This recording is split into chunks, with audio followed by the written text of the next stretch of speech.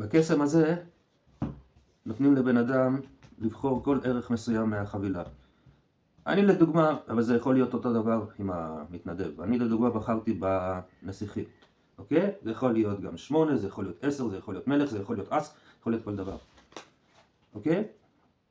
פה ניתן לערבב את הקלפים, להגיד למתנדב שהוא גם יכול לערבב כאהבת נפשו, לעשות קאטים, לעשות מה שרוצים. אוקיי. עכשיו, כאן מתחיל הדבר.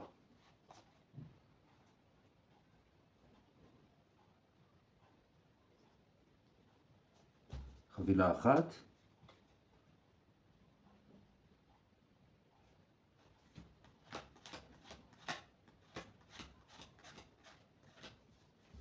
ואנחנו צריכים 4 חבילות בסך הכל, אז זאת תהיה השלישית והרביעית. עכשיו, מקווה שאתם רואים את זה במצלמה. אומרים למתנדב להניח את הקלף, את 4 הקלפים שהוא בחר לפי הסדר. אז את זה מכניסים לחבילה הראשונה, אני עושה משמאל לימין. מפה מבקשים ממנו, וזה באמת, פה זה כל היופי. יש פה כמה בחירות חופשיות, שימו לב. מבקשים מהבן אדם לבחור כמה קלפים שהוא רוצה מהחבילה הזאת ולשים על החבילה הזאת. אז נגיד והוא, סתם, הנה, בחר ככה, שמים. הנסיך השני, שמים על החבילה השנייה, מבקשים עוד בחירה חופשית, כמה שאתם רוצים קלפים מהחבילה השלישית, כן, לשים על החבילה השנייה.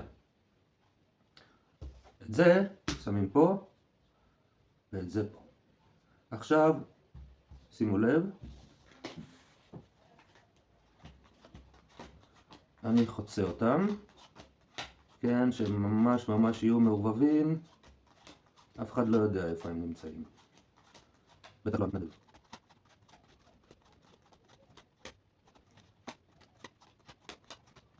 טוב, עכשיו בואו נעשה עוד אלימינציה. למה לא? כי אפשר. אחד לפה, אחד לפה.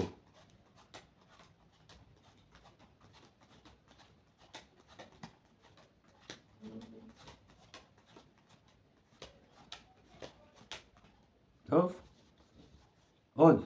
עד שנגיע פה ל3 קלפים האחרונים. ובזמן זה אתם אומרים לו, אתם ערבבתם, אתם בחרתם כמה לשים מהחבילה הראשונה לחבילה השנייה.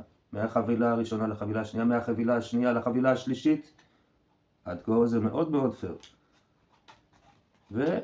ונשארנו פה, אחרי שעשינו את כל זה, נשארנו פה עם 3 קלפים. מה הסיכוי שאם נפרוס אותם, כולם ייצאו אותו הערך שהבן אדם בחר.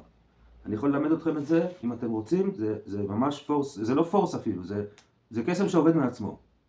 אבל יש לו הרבה תגובות חזקות, אני שמתי לב.